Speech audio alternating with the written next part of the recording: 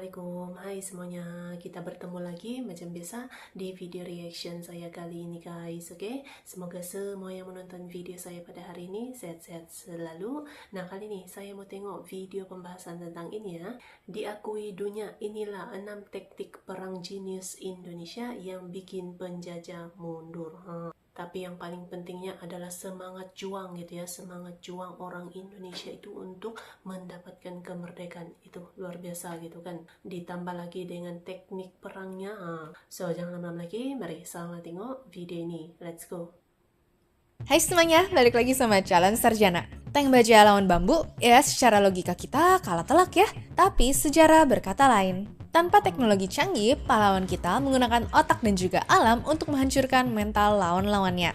Mau tahu jebakan dan juga taktik jenius apa yang paling terkenal di Indonesia? Hai, aku Jenny, yuk kita bahas. Ranjau bambu.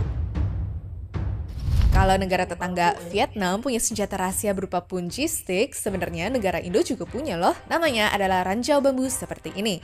Jadi bedanya, bambu ini nggak cuma ditusuk secara manual, tapi ditanam ke lubang-lubang jebakan yang disamarin pakai dedaunan di tengah hutan Sumatera ataupun Jawa. Masalahnya, bambu runcing ini nggak polos begitu aja ya. Ujungnya sering diolesi kotoran kuda ataupun racun kodok dan juga ular.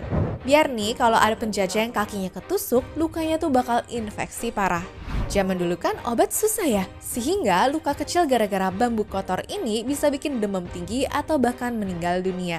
Ya, secara teknologi bambu emang kuno banget dibandingkan pistol sih, tapi secara mental, wah ini tuh senjata paling mind-blowing. Bayangin tentara Belanda jalan di hutan Sumatera ataupun Jawa yang lebat banget.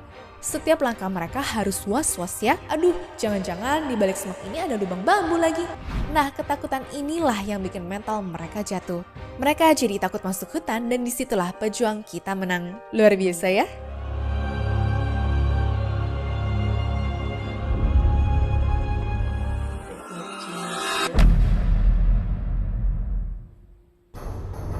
Taktik supit urang.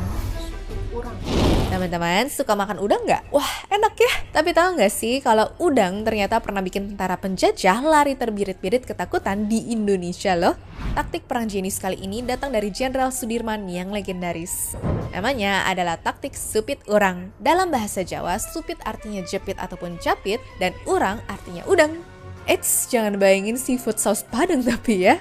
Maksudnya adalah pasukan kita bergerak persis seperti capit udang yang lagi mau nyaplok mangsanya. Nah, dua capit dari kanan dan juga kiri bergerak berbarengan untuk mengepung musuh di tengah-tengah. Kejadiannya di Ambarawa. Waktu itu pasukan sekutu dan juga Nica, yaitu Belanda, merasa kuat banget nih karena punya senjata yang canggih. Mereka merasa aman lah di tengah kota, tapi mereka salah besar. Tanpa mereka sadari, Jenderal Sudirman tuh diam-diam memerintahkan pasukan Indonesia untuk bergerak melingkar. Tiba-tiba, duar, musuh tuh kaget karena diserang dari dua arah sekaligus. Jalur kabur ditutup, jalur makanan diputus, jalur telepon juga dipotong. Musuh tuh benar-benar terisolasi deh ya, kayak tikus masuk perangkap aja ya guys. Bayangin teman-teman, pertempuran ini berlangsung selama 4 hari, 4 malam non-stop. Ya, karena nggak bisa makan dan juga nggak ada bantuan datang, mental pasukan penjajah pun langsung down. Akhirnya mereka menyerah serta kabur mundur ke Semarang. Kemenangan hebat ini terjadi pada tanggal 15 September 1945, sehingga tanggal itu diperingati sebagai Hari Juang Kartika atau hari jadinya TNI Angkatan Darat. Keren banget kan?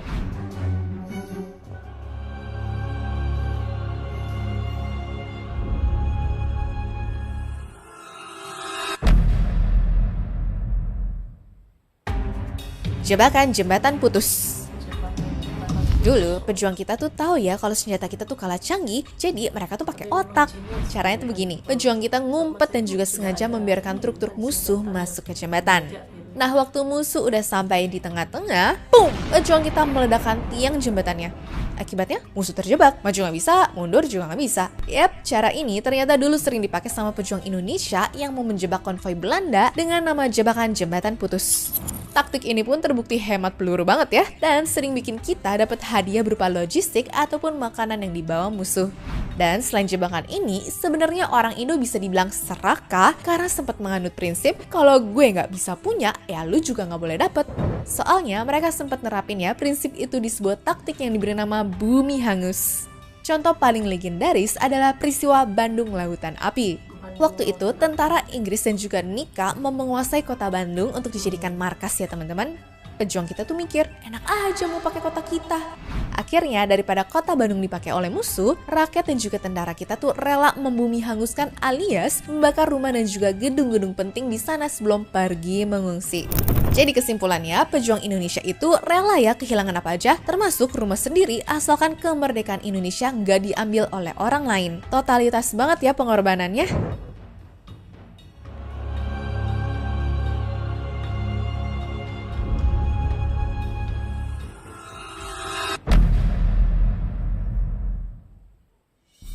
Lubang Samaran. Lubang Samaran.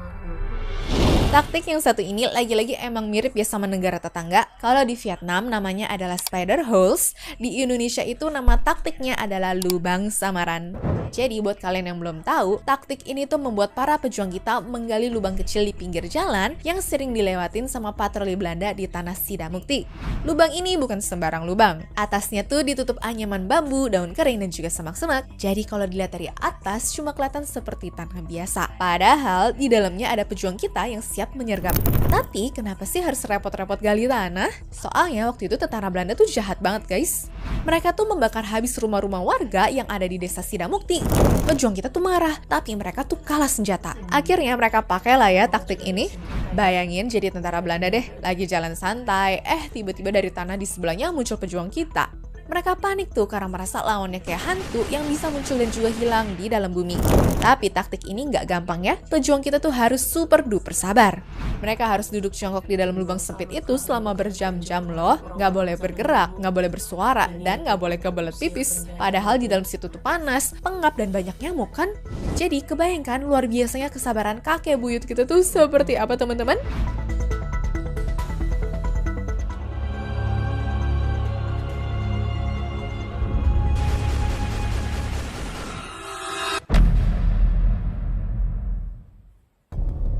Taktik emprit gantil. Emprit gantil. Jadi di zaman perang dulu, Pangeran Diponegoro tuh punya strategi jenius. Namanya diambil dari burung emprit, yaitu pipit yang kecil, gesit, dan juga susah ditangkap. Jadi pasukan Diponegoro itu biasanya nggak pakai seragam loreng-loreng ya. Mereka berbaur sama warga biasa. Pagi-pagi mereka nyangkul di sawah jadi petani yang ramah. Siangnya jualan di pasar jadi pedagang yang murah senyum. Tentara Belanda yang lewat pun merasa aman. Tapi begitu para penjajahnya tuh lengah, petani, pedagang, dan juga rakyat tadi tuh langsung ngeluarin senjata untuk menyerang dengan cepat, lalu kabur ke hutan secepat kilat juga.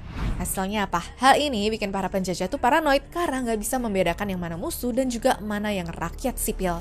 Bayangin deh, pasukan mereka jadinya selalu waspada 24 jam dan hal ini tuh dijamin ya bikin capek banget sih untuk mereka. Ujung-ujungnya Belanda sampai kepaksa ngabisin biaya perang yang gede banget untuk nge-cover biaya prajurit baru, makanan mereka selama 24 jam, dan hal-hal lainnya yang bikin kas mereka tuh kosong melompong gara-gara melawan taktik ini.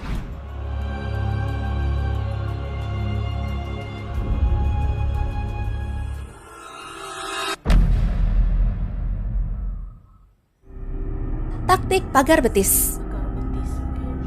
Jadi di tahun 1960-an, tentara kita tuh lagi pusing banget nih menghadapi pemberontak, yaitu Darul Islam ataupun Tentara Islam Indonesia yang jago banget ya sembunyi di hutan gunung Jawa Barat. Tentaranya ngejar, musuhnya hilang, dicari ke timur, musuhnya lari ke barat. Ya susah banget deh ditangkapnya. Akhirnya, Bapak Jenderal A.H. Nasution dan juga pasukan Siliwangi punya ide brilian. Kita nggak bisa berjuang sendirian, kita tuh butuh rakyat. Terciptalah operasi pagar betis.